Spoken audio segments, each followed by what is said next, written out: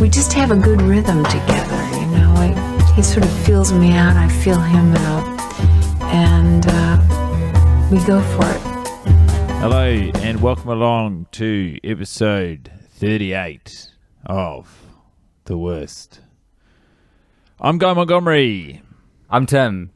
The Frosty fellas, it seems, Guy, we haven't had any pre-microphone discussion. We just started up the old Skype machine and hit record. Judging by your tone, I think you feel the same way I do. It feels like the Frosty fellas really got a good licking this time.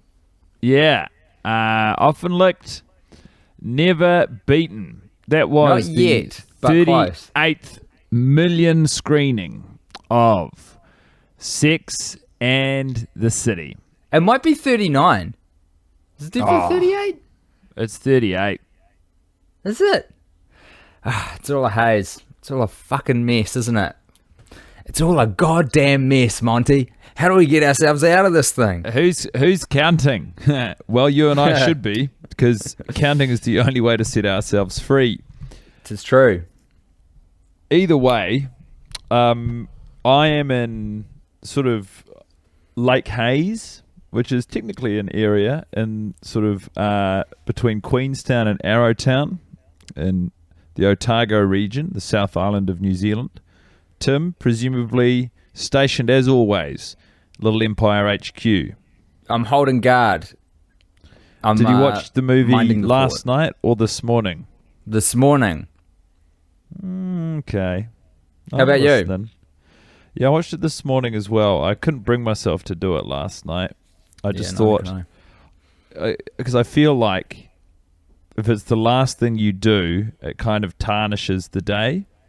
And if it's the first thing you do, yes, it does get the day off to a rough start. But if you do it early enough, there's ample opportunity to win the day back. Could you not think of it in terms of if you do it so early, it's not even touching the day? I guess I could, but that to me feels like I am acknowledging I'm in an abusive relationship, because if I do it really early, say, it will, you know, like I could later on in the day, I could be tired or whatever, you know, I could feel like I need to lie down. Yeah. And if I wanted my day to move on from having watched Sex and the City that morning, I would say, I'd lie to myself and I'd say, oh, I'm just tired. I go, why am I so tired right now? And I'd shut out the memory of having watched it, and I go, oh, I'm just knackered, I guess. Do you know what I mean? Whereas to me, yeah. it's somehow healthier to, I don't know, to build it in. I mean, what do you think? Do you think you can watch this movie early enough that it has no impact on the rest of your day? I think that sounds insane. No, that's not possible, especially at this juncture. I think probably biting it off in two bite-sized pieces is probably the most effective way I've found to do it, but in some ways it's the worst as well. And it also, you sort of brought it to my attention, it kind of is tantamount to cheating. It's true. At some point you've just got to, I guess, go, hey, this is gonna, it's like a cold shower, but the cold shower lasts for so long, and you've got to do it, you know, multiple times in a week.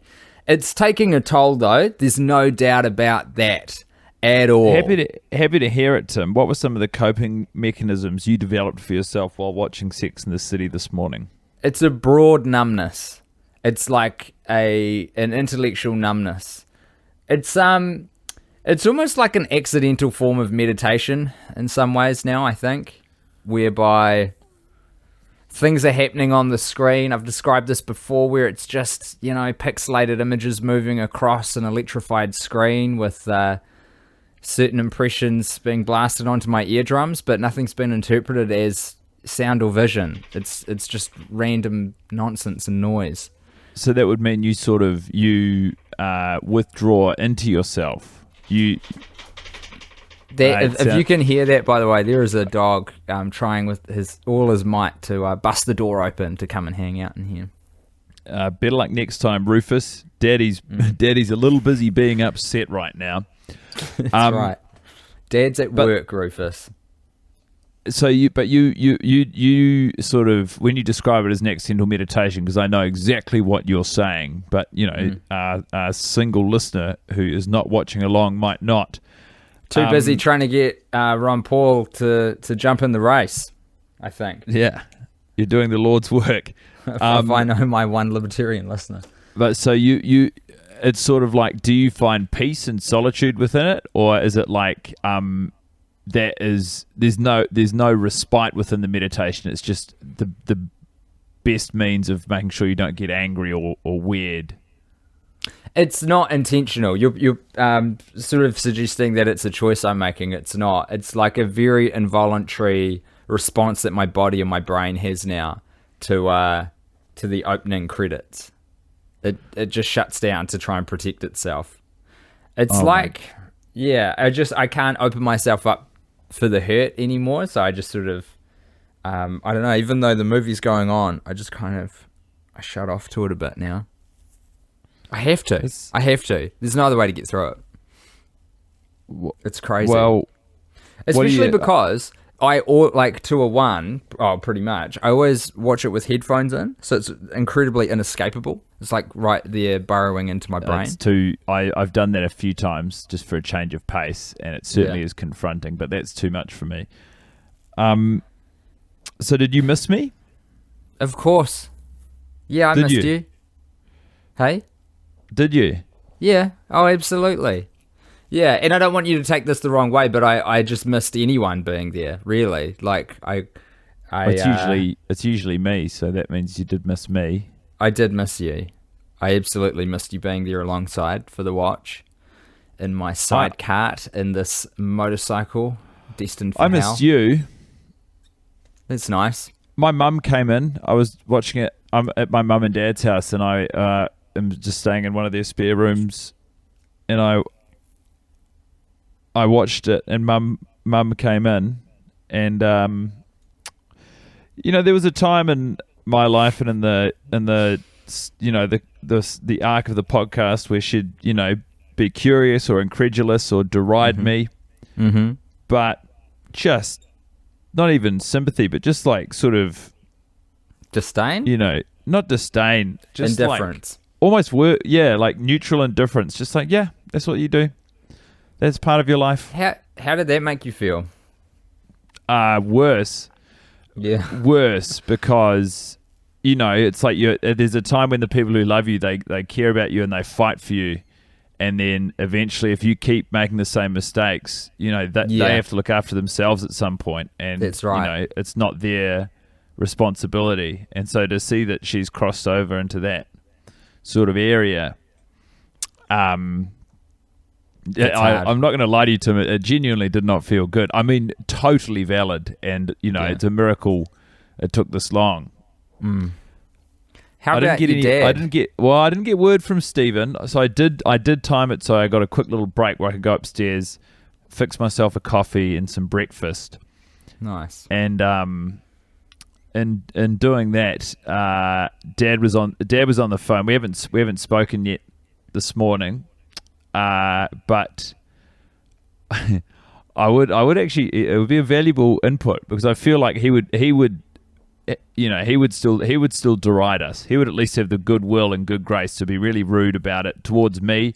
He really likes you, so probably not towards you, but if you just imagine all the rudeness directed towards me is for both of us. And that's better, is it? Your dad being derisive towards you is better than Charlotte's indifference. It just gives me something to come up against. Do you ever call her Mummy Montgomery? Is that a name that gets thrown around at all?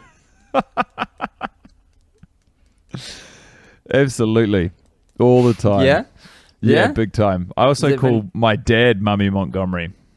That's confusing. You need some difference between the two so people know which one you're talking about. They look different. I know who I'm talking about. Yeah. So, I mean, I imagine, to a listener who doesn't have visual cues to go off, it could be very confusing. But no, I call all members of my family Mummy. Mummy Montgomery. I honestly find that question so disgusting. The only response I could think of was accepting it. Do you call your call your parents mummy? No. No. Bubby? Yeah, I'm trying to think of the last Bubby time I would have Bat? called... What's that, sorry? Bubby? Bubby. No, maybe I should introduce Bubby. Is Bubby not grandma, though? Yeah, but it's just something that is so rank to me about... I don't know what it is. About mummy. It's not alliteration. Yeah, it's about mummy. But Bubby, you know... yeah, I think it is. I think it is mummy. It's mummy and daddy as an adult. Even actually in children, I understand, you know. It's nice, it's affectionate. But it's what's it about? Mummy. What is it? Why do we need to sort of elongate words when kids are little like that? It's sort of the tone of it suggests an entitled ask for. Mummy, you know, it's cadence. Like you need the second syllable just to get the swing on it, because you can't do that with the word mum. Mum. Oh no, you can. Mum. I think I can't imagine this. I'm not a parent, but as a parent, I think it would be. Oh, actually, who's to say? You know, mum is all business. Mummy is a beg. Yeah, that's true. Look at us, man. We are really. Yeah, it's not going well. Can I ask this question? Do you even know what you would want your parents to react to you at this part of the journey? Like, what would be the ideal relationship they would have? That's why I want Dad to come in and say, "What are you doing, boy? What are you doing, boy?" When I was your age, I don't know what he was doing. He was probably jogging. Yeah, you get out there. You get your shoes on every now and then. Nah, look, there's no set response. It's more just like it was something to play against. It was a moment of respite from the film. And so I talked about it, because if I didn't talk about that, Tim, I was going to talk about the movie. And while I have got some stray observations, and it did stir some feelings in me, the overwhelming one, as I think it is for you, was just like a sense of, you know, drowning in an ocean. Yeah, that's it. Drowning. Of like, it's just this vast ocean of nothingness, this movie. You know, you just swim around from, like, you know, what is it even? Are they life rafts? Are they bits of driftwood that you can hang on to? You can dig your nails into for a second before it slips away. What I wouldn't give for a friendly pod of dolphins to swim by. But it's less exciting than drowning. It's like dying in a desert, I think. Okay, well, if nothing else, you have opened up an interesting hypothetical here. Would you rather... Well, I think you've answered it. You'd rather die drowning than in the desert? Oh, okay. Good question. I think drowning's just so traumatic, isn't it? Well, it's but so you know, what is scary. trauma in the face, you know, in death? If it is certain death you're facing, it's difficult to get too bogged down in worrying about the trauma. I guess you're right. But in terms of if we're going to pick one, I think I'd rather be in the water for a couple of reasons. Number one, it feels like there's more hope associated with that situation. Certain death. Okay, like that's guaranteed. So I'm in like a big, open, cold body of water. There's nothing. But I wouldn't know that, would I? I wouldn't, like, I could hold out some hope that maybe a big That's true. piece of driftwood or a helicopter or something could go by.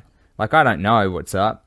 Whereas in a desert, I feel like you can see for so far that you know your peril is imminent. But the ocean is bigger than the desert. But you're thrashing around. You can't see it. You can't get a good, like, picture of it all. You can't drink Of it what? all in. Of if there's anything that's there to help you. Where? On the desert. In the desert, you can see for a really long way to see that nothing is going to help you survive and keep living. In the ocean, you are thrashing around trying to survive, and number one, it's going to like expend all your energy a lot quicker, so you'll probably die a huge amount faster. Plus, you'll freeze to death probably.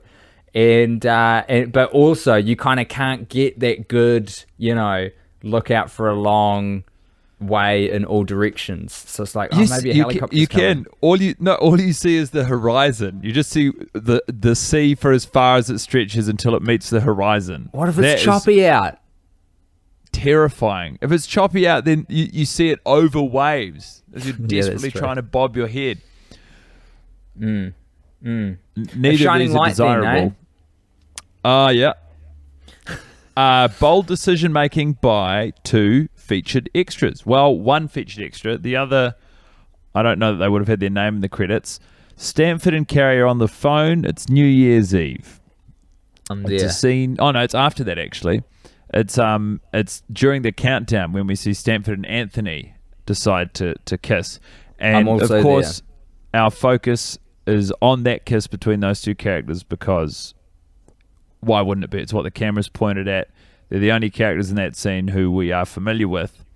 But as you and I well know, there's often something a little bit more intriguing happening just around the corner, just there in the background. And to the left of our characters, there is a woman who is celebrating New Year's, and as the clock strikes 0, she throws herself with notable and commendable vigor towards an unseen figure, tall enough, that she has to look up at him. I'm assuming it's a fella, and the 2 of them, I don't know if they decided this before the take, but go for it. Stanford and Anthony, they share, a kiss which says, hey, you're here, it's New Year's, this is tradition, it's quite nice, this could lead to something more. Their kiss is loaded with unbridled passion. These 2 people know a lot more about the rest of their night than Stanford and Anthony know about theirs. The mystery's gone, the intrigue is gone. These guys are going to get down and dirty, they're going to fuck. And that's really cool. Let's dig into that. I actually weirdly don't know who you're talking about, which shocks me to my very core. So I don't have a good picture in my head of them. How old are they, do you think? Early 30s? Yeah, I reckon probably mid-30s. Like, I mean, how old is Stanford and Anthony? Because is it a society party? Yeah, it probably is, if Stanford Blatch is there. Does that mean that they it's other people of their age and of their ilk, or does it mean that they're just, because it's like a public space, so it could just be populated by anyone? Yeah, true. I think you get a pretty wide spectrum, Monty, at those sorts of shindigs, because you get artisans and captains of industry from across the spectrum of age. Okay, well, I guess maybe they're a bit younger. I reckon, probably early 30s. Early 30s. They know how to fuck. They know how to make a partner feel good in bed. They've done the rounds. Yes, but you don't get to see a lot of the guy. You see like his hand. You see quite a nice looking wristwatch, a shirt cuff, and a jacket. And with her, you see her. She's like really putting herself out there. She's holding like a half full glass of, from memory, either wine or punch. It's in a wine glass, and she's sort of sloshing it around like she's had a few. So there is an excitement to their kiss, and to the like they probably both knew it was going to happen, but have been hanging out for New Year's, so as not to go out on too far of a social limb. But almost the excitement and revelry suggests to me that they might be too drunk to truly enjoy. I mean, and for all we know, this isn't their first time. Maybe they're a couple, but no, they don't give off the feeling of a couple. It feels like a New Year's union. Honestly, knowing that Stanford and Anthony get married, but even to remember it now, this scene, while there is much more passion in the kiss between this woman and her unseen partner, I would, if I was a betting man, I would lay odds on Stanford and Anthony for having a better night that night, and probably, having better odds for the relationship to last. You think Stanford and Anthony do? Or that they're just the way they're going about it. There's a bit more maturity. Sure. Neither of them appear to be quite as inebriated, which means they're probably, they have more autonomy over their decision making. They're more in control of what they're doing. Mm-hmm. Not to like, to go against, reveling in the in the occasion of New Year's Eve or any party that you might go to, but I just think, slow and steady wins the race. The trajectory of not always, in the trajectory of their relationship, Stanford and Anthony, we see them kiss, which is quite a big deal because they kind of hate each other, I think, maybe in the show. Do you know? I mean, we don't know that. The only reason you and I think that, or even know that, is because at the start of Sex and the City 2, the movie, they and honestly, this information to me feels embroiled in the red herring that Samantha Jones was going to get married. Because you know how in Sex and the City 2 they did like stage shoots with her in a wedding dress to throw everyone off the scent. Mm. So they keep playing that up when they're choosing, whoever Bergdorf Goodman, I can't remember what they're there for. But they go, they say hell just froze over the idea of them getting married. But that's about as much information we have that they don't like each other. Because if that's true, then we have a TV show where they hate each other. We have that brief kiss. And then the next thing we know, they're getting married in the largest wedding New York City's ever seen. Well, this is, I've spoken about this, there's more than just this kiss. Of course you've spoken about this, Monty. We've seen this film approaching 40 times. Yeah, there's a moment where they sort of appear to share a connection or chemistry at that sort of Denny's-style diner at the end of the film when they're both celebrating that. That's it. We get a kiss at midnight, a fleeting kiss, a look during the ending credit sequence, basically, and then they're getting married. Yeah. Right? That's it. That's all we have. Those are the breadcrumbs that lead to a huge wedding. Hey, that's really cool, man. I'm glad you found a couple who are going to copulate, probably, to usher in the new year. A special thing in New York City where it gets cold at that time of the year. I do what I can. Warm. Actually, my shining light, Guy, thanks for asking, is another couple, funnily enough. One that I haven't paid a lot of attention to before, but this scene I sort of zoned in on a bit more than usual. It is Samantha Jones in an aeroplane, finishing her dessert, going back to Los Angeles, presumably with it in her head that she knows she's got to now break up with Smith Jarrett after having a chat to her gal pals. And in that first class cabin, the first thing I noticed is Samantha has bought a seat for her bag and her pup, which is just... I wanted to talk about money for a moment because this woman was going to pay $50,000 for a ghastly ring. And it just blows my mind. Carrie Bradshaw, I was trying to think of all the things in this movie that have a named price.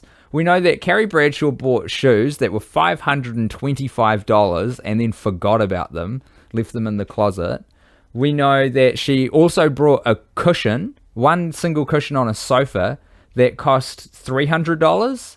And we know that Samantha Jones was in the bidding for a rather hideous ring, which appears to be made with cubic zirconia as the featured gemstone. You suckers, you ladies.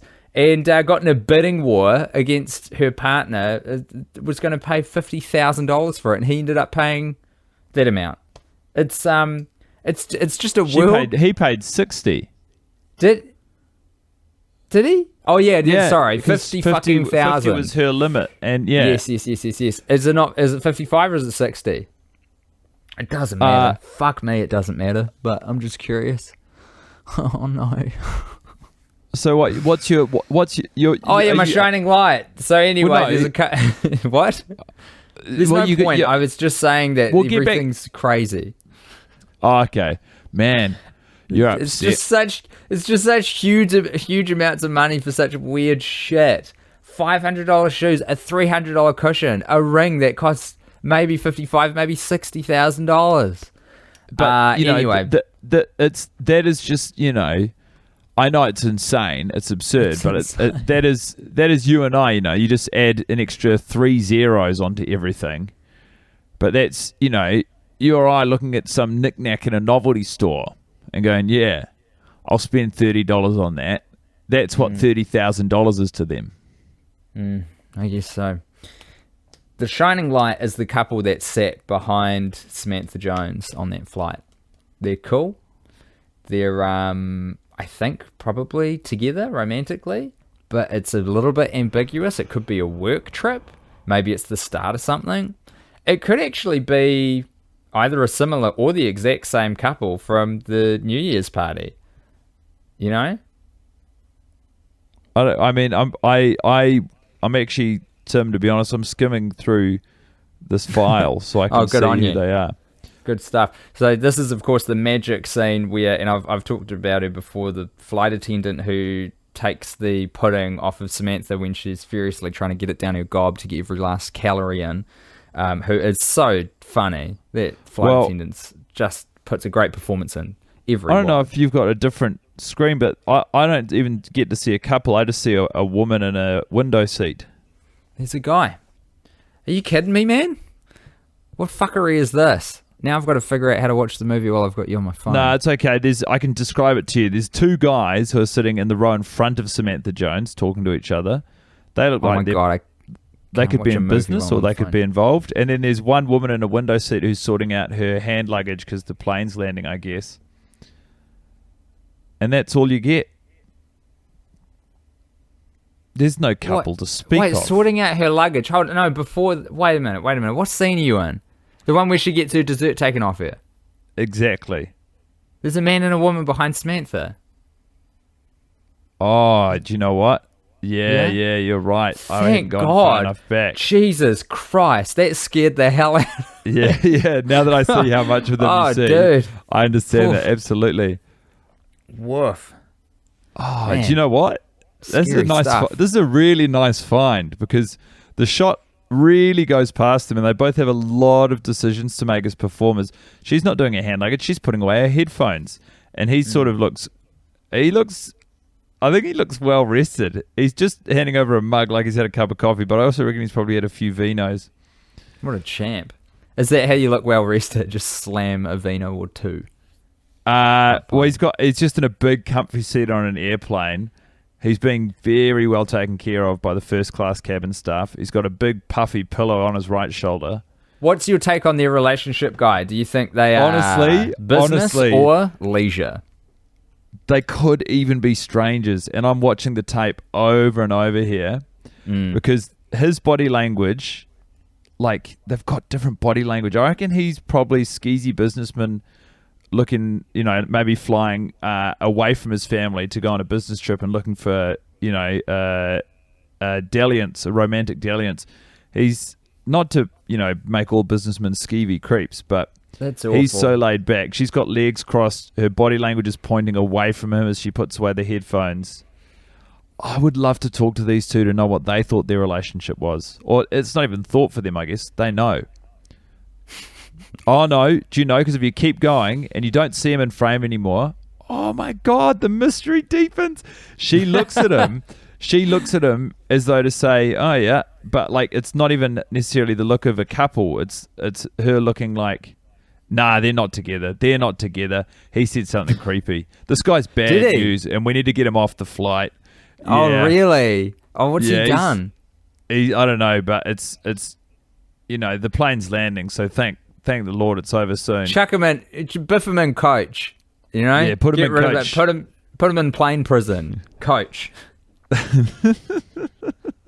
This is what happens to you if you're in first class, then you start upsetting people in there. They chuck you in with the great unwashed. What a punishment. And with Timbo. They don't even put you in premium economy. They just kick you straight down to the bottom of the barrel.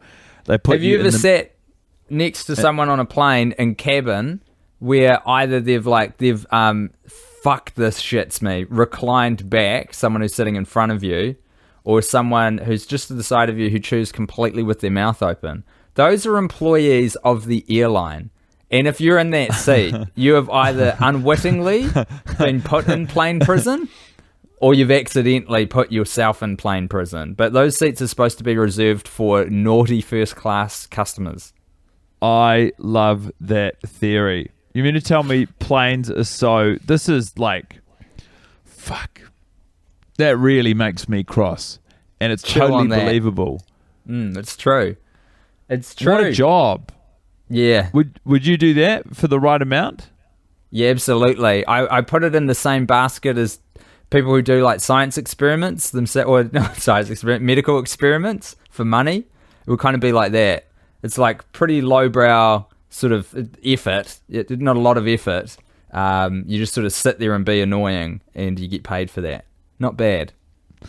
That's the sort of job that I used to find desirable as, like a teenager, late teen, early 20s sort of young guy even. The idea of a work where I didn't have to extend myself in any way mentally or physically was the dream. But then in like doing promo and various different jobs which kind of fulfilled that brief, I learned it's actually not the dream, because you just have too much time to think. And often what you're thinking about is, why am I doing this? Yeah. It's the George Costanza problem, where the amount of trouble it takes to make it feel like you're not working, if you just applied that to working, you'd probably be happier. I'd like to stay in that particular time of the movie, Tim. You described, so it's Samantha's not actually flying back to LA to break up with Smith. She's flying back to New York, having just broken up with Smith. Oh, sorry. Oh, and I want really? To know, yeah, and I want to know how you feel about this. So I was shocked to discover today that after Steve and Miranda get together, which is a moment I'm on the record as enjoying, and I didn't mind it today either, there is still 30 minutes of movie to go. And I don't know if it's because I associate with that storyline the most, and I feel like that's the natural conclusion of the film. But that just seemed so disrespectful to me. So they resolved that, and there was 30 minutes to go. I thought, that's all right. And then, there are these benchmarks you hit on the home stretch. So you've got, by this point, in my mind, I'm like, I've got to wait for Miranda and Steve to get back together. I've got to wait for Samantha to figure out she needs to break up with Smith and actually go through with breaking up with Smith. I need Charlotte and Harry to have a baby. And I need Carrie to go back. Yeah. But this, this all feels like the home stretch. But it is a lot of action to get through still. And I need Carrie to go back to her apartment, be reunited with Big, him propose, they get married at the city hall, and then them to have a meal. And then you're done. And 30 minutes after the first false ending, Return of the King, Miranda and Steve reunited. And then by the time that Samantha's dumped Smith and returned to New York, I'm thinking, okay, well, surely we're down to 20 minutes. It's only 25 minutes. I get still 25. I get it when Louise leaves, and I think it's like a good 45 minutes left at that point. This movie is like, it's like there's just all this stuff left in the tank. It's like in a car when you look at the petrol tank and you think, oh no, it looks like I'm out of petrol. I better get this to the station. But it just keeps going. It just keeps but going. In a worse way. It's like the gauge is showing it full or something, but it stops working. I don't know. Yeah, it's in like the inverse. I know what you mean. But Guy, what are we going to do with us, eh? Well, I will say this. I admire Samantha's confidence. With what? In general? Well, yeah, in general. There's one moment that made me think of it, but to be honest, it stems from admiring her general confidence. So when she's on the phone to Carrie... You were right to keep talking. I wasn't going to ask you a question. I just don't want to talk about the movie, eh? Oh, dude, it's okay. I got great instincts. Yeah. She's on the phone to Carrie. It's Valentine's Day. She is making sushi for Smith and talking to Carrie, and Carrie's talking to her. And she's on speakerphone, which is still available on mobiles. But, speakerphone, the advent of speakerphone on the home phone console was a pretty exciting time. Huge. But it means that her hands are free to continue making sushi. And I just admire, as someone who's not a super confident cook, I'm good. There's a few dishes I can cook really well, but if I'm learning a new dish, all of my energy and concentration has to go into that. And we know that Samantha and Smith did a sushi making course once. That would not embolden me to think I know how to make sushi, certainly not confidently enough that I could do it without even really paying attention. I could do it as second nature, that I have the muscle memory in me to roll up a delicious maki roll. She's on the phone to Carrie while making the sushi, and she's all of her attention is going into the conversation. All of her secondary attention is going to the sushi. And yes, the role that she's making turns out to be disastrous. But I admire anyone. We see the result of the split focus. I admire anyone who has the self-confidence to just, you know, like, you actually have it. You're like, yeah, I can do that. I'm always like, no, you know, or if I'm preparing a meal, like, I can't talk to anyone, I can't let anyone know I'm preparing it. It's like I'm hiding a dirty little fucking secret, you know, until it comes out successfully. I feel like I have to hide the information from everyone, because then that creates more pressure. It makes me more nervous. I mean, that's cute. That's what that is. I was looking for the word. It's adorable. I'd love to be a Samantha in that situation. You're a bit of a foodie, though. I feel like you're quite ambitious with the meals you're trying to make, and so is she. That role does turn out bad, but making sushi seems hard. Looks hard to me. Yeah, it looks hard to me too. Fucking Tim, hard. Neither of us have anything to say. No, we're not enjoying ourselves. Absolutely, you did right. You did. What do you reckon? Right. We get out of here. Yeah. Should we just end it? I guess this episode is just proof that we watched it. Some of them are comedy. Some of them are reviews. Some of them is just proof and evidence on the record that we watched. I'm going to be by your side for the next one, and we're going to do something to really fucking shake things up, man. I tell you what. What